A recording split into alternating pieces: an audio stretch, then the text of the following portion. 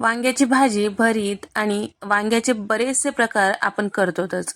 वांग्याचे कापसुद्धा तुम्ही केल्याच असताल, पण या पद्धतीने एकदा नक्की करून पहा.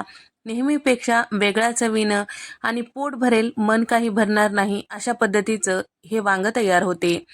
तर तुम्ही ही जे वांग्याचे काप आहे, फक्त तोंडी लावण्यासाठी नाही, तर भातासोबत, चपातीसोबत आणि त्याचबरोबर भाकरीसोबत सुद्धा तुम्ही खाऊ शकता. वांग्याचे काप करण्यासाठी इथे मी वांग घेतलेलं आहे जांभळ्या आकाराचा, मोठ्या आकाराचा. तर या ठिकाणी स्वच्छ धुवून घेतलेलं आहे. त्यानंतर याला कट करून घ्यायचं. तर कट करते वेळेस अगदी मोठे जाड करायचं नाही. तर साधारण एक अर्ध्या इंचाचा एक वांग्याचा काप येईल, या पद्धतीने आपल्याला कट करून घ्यायचं आहे. अगदी जास्तही पातळ नको किंवा अगदी जास्तही जाड नको. या पद्धतीने सगळे वांगे कट करून घ्यायचं आहे आणि खात्री करून घ्यायचं आहे की वांग. आता पावडर मसाल्यांमध्ये इथे मी घेतलेला आहे 1.5 चमचा लाल मिरची पावडर आणि सोबतच 1 चमचा इतकं धने पावडर आणि अर्धा चमचा हळद, अर्धा चमचा गरम मसाला आणि सोबतच पाव चमचा इतकं भाजलेले जिऱ्याची पूड आणि चवीपुरतं मीठ आणि सोबतच 1 चमचा इतकं इथे मी लसूण घेतलेला आहे कुटलेला. आणि त्याचबरोबर इथे आपल्याला साधारण एक 2-3 चमचे तेल टाकून घ्यायचं. हे सगळं मिश्रण छान तयार करून घ्यायचं आहे. एक प्रकारची एक चटणी तयार करून घ्यायचं आहे, जे आपल्या वांग्याच्या कापाला लावून घ्यायचं आहे. तर या ठिकाणी आता हे तयार करून घेतलेली चटणी किंवा हे जे मसाला आहे, आपल्याला वांग्याचे जे आपण तयार केलेले काप आहेत त्याला व्यवस्थित असं लावून घ्यायचं आहे. जमेल तेवढं, लागेल तेवढं व्यवस्थित आपल्याला इथे लावून घ्यायचं आहे. तर या ठिकाणी सगळे वांग्याचे काप या पद्धतीने इथे मी तयार करून घेतलेला आहे. आता याला भाजून घेऊया. तर हे वांग्याचे काप भाजण्यासाठी इथे मी तवा घेतलेला आहे. तुम्ही कढई सुद्धा घेऊ शकता, पण तव्यावर व्यवस्थित भाजला जातो. 4 चमचे तेल तव्यावर पसरून घेतलेलं आहे. घेतलेले वांग्याचे काप यावर ठेवून घेतलेले आहे. आलटपालट करून छान नरम होईपर्यंत एकसारख्या रंगावर छान भाजून घ्यायचं आहे. करपू द्यायचं नाही, मोठा गॅस करायचा नाही, मध्यम गॅसवर भाजून घ्यायचं आहे.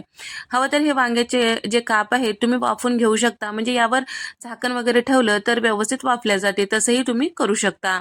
सारखं आलटपालट करून हे वांग्याचे जे काप आहेत आपल्याला नरम होईपर्यंत छान असं भाजून घ्यायचं आहे. मोठा गॅस करायचा नाही, नाहीतर हे करपू शकतो. याचा मसाला जे आहे ते करपू शकतो आणि खायला एवढं चव लागणार नाही.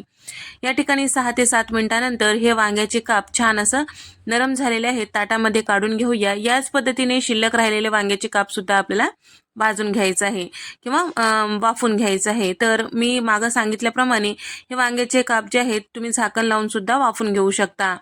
तर थोडंसं थंड झालं की तुम्ही बघू शकता आणखीन हे नरम असं तयार झालेलं आहेत. तर दुसरी बॅच जे मी भाजायला ठेवलेली होती ते सुद्धा छान असं भाजलं गेलेलं आहे. आता ते सुद्धा ताटामध्ये काढून घेऊया. तर या ठिकाणी सगळे हे वांग्याचे काप वाफून झालेले आहेत. तुम्ही असंही खाऊ शकता, पण या व्हिडिओमध्ये मी थोडंसं वेगळ्या पद्धतीने दाखवणार आहे. तर काय करायचं, असं तुम्ही भाकरीसोबत, चपातीसोबत खाऊ शकता, पण जर भाताला खायचं म्हटलं की फार कोरडं वाटतं. तर त्यासाठी काय करायचं, एका बाउलमध्ये इथे मी साधारण 1 कपभर इतकं दही घेतलेलं आहे. तर आंबट नसलेलं दही घ्यायचं. तर आंबट नसलेलं दही घेतलेलं आहे आणि त्याचबरोबर याला छान असं फेटून घ्यायचं.